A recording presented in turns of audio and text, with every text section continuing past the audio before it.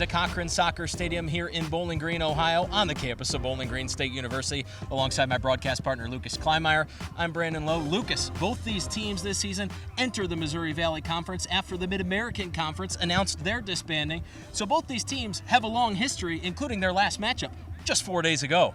Yeah, just 4 days ago, NIU defeated Bowling Green in Illinois to get into the tournament this year. But there's been a long history. 4 years ago in 2019, Bowling Green defeated NIU 2-1 in the Mid-American Conference quarterfinals. Next year in 2020, Bowling Green defeated NIU 2-1 in overtime here at Cochran to get a place in the NCAA tournament and to win the Mid-American Conference. 2021, NIU, who were ranked that year, defeated Bowling Green 5-2. Last year, they didn't meet in the MAC, but like you said, Missouri Valley Conference, brand new tournament, brand new season for both these teams, brand new rosters, 14 new players for Bowling Green, including 10 freshmen, 4 transfer students for NIU, 12 new players in total. We got it going on. Taylor Dyson was one of the spring transfers for the Falcons this past year, came over from Notre Dame College in Division II. I started most games for the Falcons, but he's gotten a lot of minutes regardless. And he's been one heck of a player for this Falcons team so far in that right wing back, right mid spot. And he'll be the one on this corner. An out swinger for the Falcons. Shook got his head on it. Ooh. And Silva was there to redirect that one on goal. Good save by Cruz. That was the best look for the Falcons so far this game. We'll see what team can break the deadlock first. As Silva, long ball over the top to find Terry. Nice flick on. Able to find Shope in the box, and Shope's shot is in the hands of Cruz. Good opportunity once again from Eli Shope and the Falcons. There's Dyson. Nice switch to find Hernandez. With 2 minutes left. Here's Hernandez, cutting inside again. Able to find Terry. Terry clips it in, head away from Gordon. He's gonna find Dyson. Out to Blassingame. Back to Dyson. Dyson, a good ball. And cleared. 2 minutes left. We were so close, Lucas, to another Hernandez. A good ball for Silva! Oh my goodness! They score! It's Nathan Masters!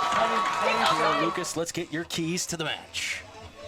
Yep, keys to the match first for Northern Illinois. Capitalized on a counterattack. That's how NIU scored their game-winning goal on Wednesday against Bowling Green. Tyson Arima had the goal on that one. And my second key for the Huskies, Angel Rodriguez and Arima need to play clinical in front of goal. Both of those people were the difference makers in that game on Wednesday. They got to be the difference tonight. And for Bowling Green, get Trace Terry's service in the box. He's only scored 2 games this year, but both games he bagged a brace on both. He's got 4 goals on the year.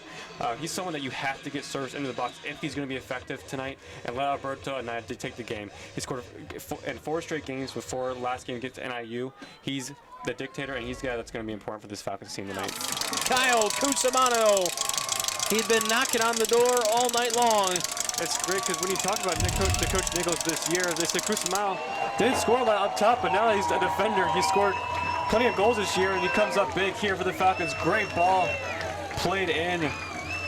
And Cusimano gets up there, rises, and heads out one in the back of the net to cut the lead and have 9:50 left, Brandon. And we got a game here, 9:50 left. See if the Falcons can get a second. Well, how about that, Brandon? That was a fantastic ball from Emily Gardner. I just got finished saying no Isabella Gilmore, who's going to take these set piece opportunities.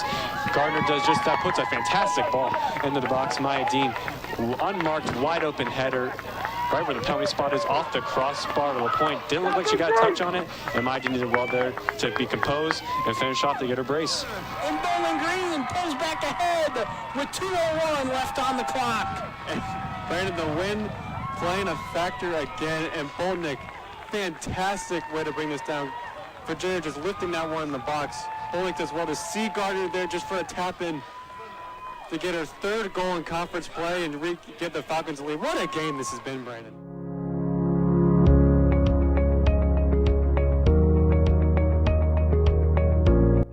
Hey Falcons, and welcome back to another episode of Corner to Corner. I'm Lucas Kleimeyer, and this week I'm joined by BJSU assistant coach and goalkeeping coach Andrew Mathis. Andrew, you spent the last 2 seasons at Wisconsin Platteville. Talk to me about your time there and how it led to Bowling Green. Yeah, so I spent the last 2 years there coaching the goalkeepers. We were a top 25 program.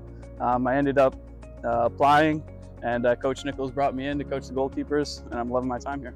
All right, and let's talk about the goalkeeping group a little bit. Brendan Graves, Grant Placer, Jason Ball, Will Schutte. What are those guys' best qualities, and what do you just kind of make of the goalkeeping group as a whole? Yeah, no, those guys are great. Our group has a fantastic work ethic, and They really get after it in training.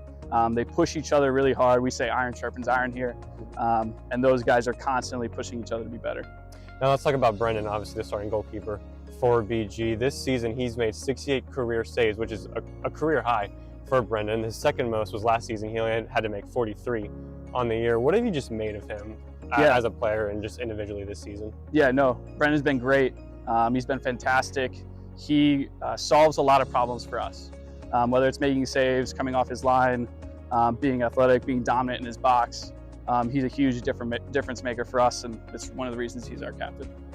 And I know this is just your first season here at Bowling Green, but what has been your favorite part about being a part of this program and just being a part of this culture? Yeah, no, for me, Bowling Green's different because of the culture of the team. I've never met a closer group of guys, a group of guys that'll get after each other on the pitch, but no matter what happens there, they're going to be together in the locker room. So for me, that's my favorite part by far, and just the professionalism of the group.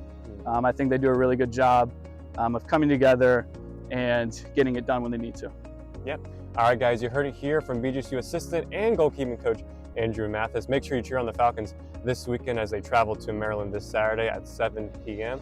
And for more things BGSU men's soccer and BG athletics, you can follow us on Twitter/X at BG_FMSN. We'll see you guys next week.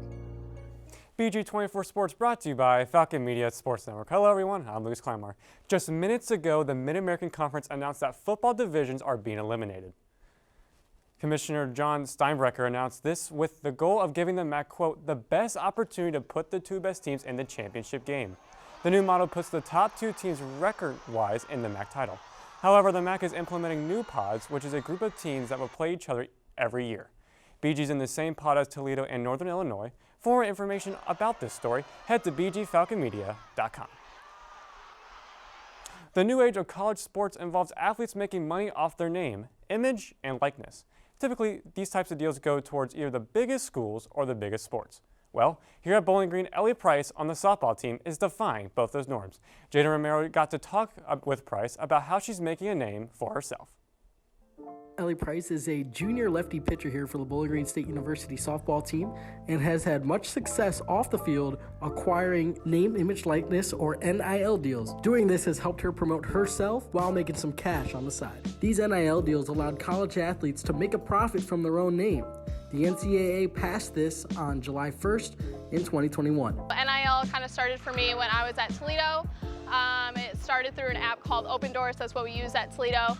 And surprisingly, I got an NIL deal through a company in New York called Millions, and that was my very first NIL deal. That's pretty consistent. I still have it. You know, there's NIL deals that you make a post or you do something that they want and they'll pay you and the deal's done. But with Millions, I have my own merchandise.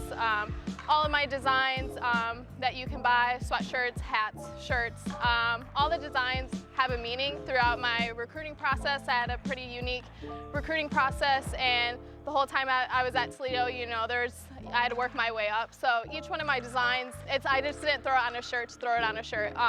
There's a reason why it's there. Yeah, I've actually known Ellie for quite some time. Prior to me coming to BG, I trained as a pitching coach and worked with Ellie when she was about 15, 16 years old. So I've had the opportunity and pleasure to know her for a little while. Ellie is a very special player in the sense that she has a mindset that is, I'm gonna get it, no matter what. To watch the full story on Price, visit bgfalconmedia.com. Monday night was the second home game of the year for BGSU women's basketball, and it was the second thriller at the Stro. The first one ended with a technical foul resulting in game-winning free throws. Monday night, a buzzer beater from a familiar star.